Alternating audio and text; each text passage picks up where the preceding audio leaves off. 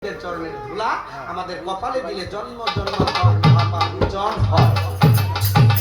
আর সুদর্ণ করে এই ওইলদা মাটি দিলে কালা মাটি দিলে কোন কাজে আগে সুদর্ণ করে দিতে হবে।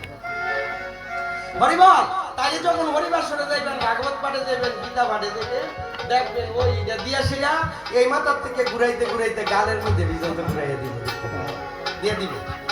দেওয়া শুরু করেন না, এটা তো বলে দিচ্ছে দেওয়া শুরু করেন। ওই যে ভুলাবেন ধ্যানটা ইচ্ছা মতো দে গালও ঘুরাই ঘুরাই গেল। এই গানের খুব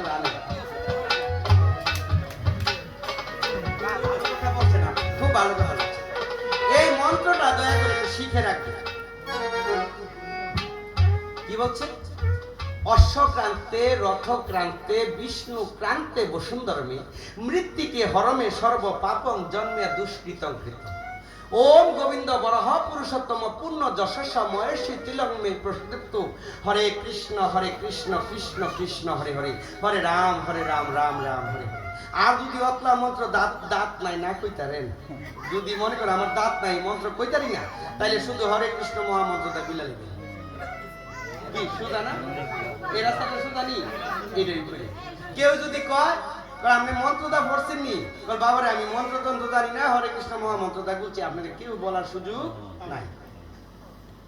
সুদা রাস্তা দেখাইছে বাস না, তাহলে এই মুখ ইরবাইয়ের দেওয়া শুরু করবে। কেন দিবেন? এই মাথা দিকে দিতে দিতে গালো ভিতরে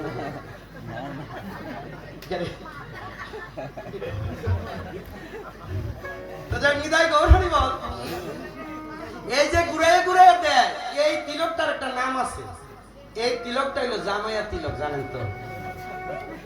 কোন গ্রন্থে তিলকটার নাম খুঁজা পাই না। শেষে গিয়ে জামাই যখন বাইতেছে, যখন শালিরা খই খাওয়াইতেছে, দই খাওয়াইতেছে, হ্যাঁ মুখটা মুচ্চা টুচ্চা সাইরা এই মাথা থেকে দিতে দিতে ঘুরাইয়া নবীচন্দ দিতেছে, হে দিন আমি নামটা পাইছি, যার নাম জামাইয়া তিলক। হ্যাঁ এদিন এটার নাম পাওয়া গেল জামাইয়া তিলক। তো শালিরা খই খাওয়াইয়া দই খাওয়াইয়া তিলক দিয়ে শিরা কয় যাই মোটে এটা দিলাম। কি গো টেড়া টেড়া খুঁজে নি তারা কয় টেড়া দিলাম। হরিব এই এক নাম্বার তিলক। দুই নাম্বার তিলক এই যে দেখবেন মায়েরা কি করে ছান করে সেটা সিঁদুর দেয়, দিয়া সেরে এইটার তলে একটা দেয়, এই কোনাতে একটা দেয়, এই কোনাতে একটা দেয়। এটার নাম হলো তিন কুনেচ্ছা তিলক। এই তিলকটার নাম কি? তিন কুনেচ্ছা। হ্যাঁ একটা দিচ্ছে আর দুইটা বাই দিয়ে দিলে রাত্রে দেখে। এই তিন কুনেচ্ছা তিলকটা অনেকদিন বিচারতেছি এটা কেটে দেয়, এই তিলকটা কেমনে নাম হইলো। হ্যাঁ তখনই গিয়া দেখি সকালবেলা মারা দেখবেন ঘুমেতে উঠতেই তারা আপু দুঃখ আর না দুঃখ জামাই নিবকা দিব এলে গিয়া রুটি করে, চা করে, ভাত রান্না করে। করেনি কি গো মা তোমরা করনি? করো তাহলে তোমরা যেটা করো এটার নাম কি? সোলা। আচ্ছা সোলার কোনা কয়টা করছে? কি গো ওই তো তারা বুঝে নিছে সোলার কোনা কয়টা। এই এলে গিয়ে এটার নাম হচ্ছে তিন কোণের ছিল, কেতল একটা, এই কোনাতে একটা, এই কোনাতে। আরে বাহ আরেকটা তিলক আছে, সেটা হলো যখন চন্দ্রনাথের মেলা যাইবেন, গুবনের বাণী যাইবেন, যখন এমন জায়গায় যাইবেন এমন প্লাস্টিকের তিলক দনি পাওয়া যায়। দেখেন প্লাস্টিকের এমন বড় বড়, এটার মধ্যে 10-12টা করে ফুটা আছে। দেখেন এমন একটা সাপ মালা যেন চেয়ারম্যানের ভূত দিতেছে। দেখবেন এই কোনা যদি 10-12টা দিয়ে একটা দেয়, এই কোনাতে একটা 10-12টা দেয়, নাক মধ্যে 10-12টা দেয়, এই কপালটা আর মুখটা দেয়া দেবো তিলক ছাড়া। আর এখানটা তো বড় বড়। তাইলে এই তিলকটার নাম বিচারতেছি ফাইনা ফাইনা ফাইনা। যখন আমরা গ্রামে আইছি তখন রাস্তাটা আওয়ানোর সময় দেখি এক বেটা লাউ গাছ এমন হনন কইরা দইরা রইছে, কুমড়া গাছ লাউ দইরা রইছে, যেতে চোখ না লাগায় এলাকে কালা একটা কচকুচ্চা বাতিলের মধ্যে এই বড় বড় গুল গুল কইরা ফুটা দিয়ে রাখে। সোনের ফুটা না কুমা, এটা কি কয়? তুলা ভাইলা চন্দন। এই তুলা ভাইলা চন্দন তিলক এটার নাম। তো এটা দেখবেন অনেকেই এমনি করে দেয়। যখন আপনারা এই মুখ দিবেন সিল মারবেন তখন আমার কথা মনে করবো গুছাই কইছি। আরে বল এটি দিয়ে না দেয় তিলক যদি দিতে চান তাইলে মহাপ্রভু যেমনি দিয়েছে, কৃষ্ণ যেভাবে দিয়েছে, নারায়ণ যেমনি দিয়েছে, রাম যেমনি দিয়েছে, গৌরাঙ্গ যেভাবে দিয়েছে, দয়া করে তাদের মতো একটু তিলকটা করবেন। এটা নাম হলো ঊর্ধ্বপুণ্ডু তুলসী পাতা সংযুক্ত চৈতন্য তিলক। যদি কেউ জিজ্ঞাসা করে, মা তুমি এত সুন্দর করে তিলকটা করেছো, তোমার তিলকটার নাম কি? তিলকের একটা নাম আছে না? মহাপ্রভুর তিলকের নামটা, এইটা হলো মহাপ্রভুর তিলক। এই তিলকটা যে দিলেন, এই তিলকটার নাম হলো ঊর্ধ্বপুণ্ডু তুলসী পাতা সংযুক্ত চৈতন্য তিলক। এটা হলো মহাপ্রভুর তিলক। এই তিলকটা যদি করবেন, কাউকে জিজ্ঞাসা করা লাগবে না। এবার দীক্ষা নেন না না নেন, আপনি এই তিলক দেওয়ার অধিকার আছে। গলায় তুলসী মালা দিতে পারবেন, নামের মালা জপন করতে পারবেন, একাদশী করতে পারবেন, গীতা ভাগবত পাঠ করতে পারবেন, সাধুর সঙ্গ করতে পারবেন। দীক্ষা শিক্ষা নিলেই যে করা যাবে তা না, দীক্ষা শিক্ষা না নিলেও করতে পারবেন। কিন্তু আবার যদি বট তিলক, বাঁশপাতি তিলক, নূপুর তিলক, পান তিলক এই যদি দিতে চান, তাইলে আপনাকে জিজ্ঞাসা করবো তোমার গুরুদেব কেডা, তোমার পরম্পরা কেডা, তোমার গুরু পরিবার কোনটা জিজ্ঞাসা করে। আর মহাপ্রভুর তিলক দিলে কেউ আপনাকে পরিবার জিজ্ঞাসা করবে না। মহাপ্রভুর সারা জীবন সবার লেগে দিয়ে গেছে। হরিবল।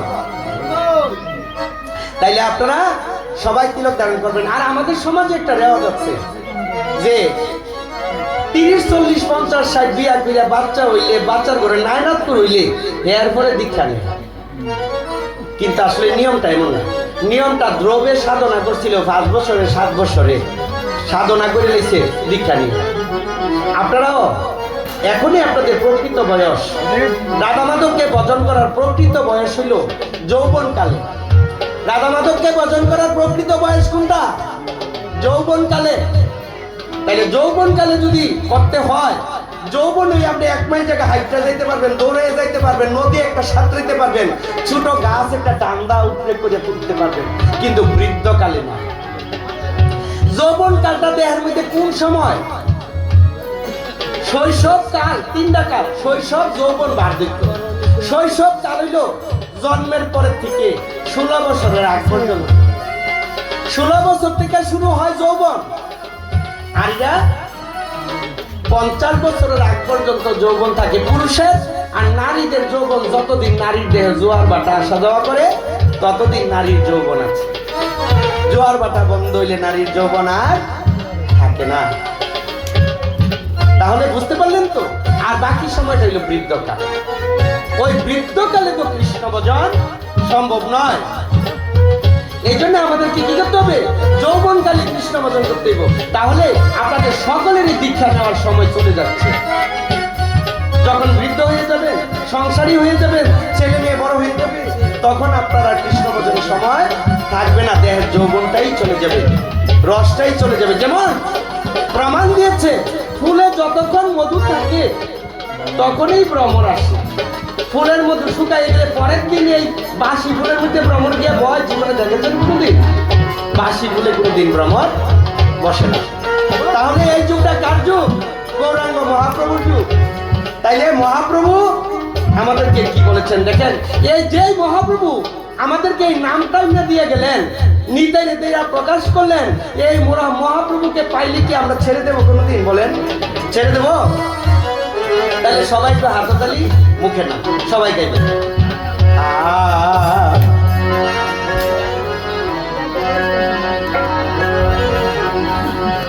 ওরে ছেড়ে দিলে সোনার গৌর,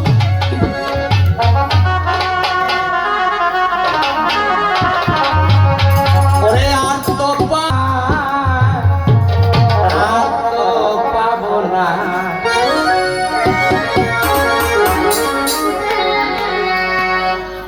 ছেড়ে দিলে সোনার গৌর, আর তো পাবো না, আর তো পাবো না তারে।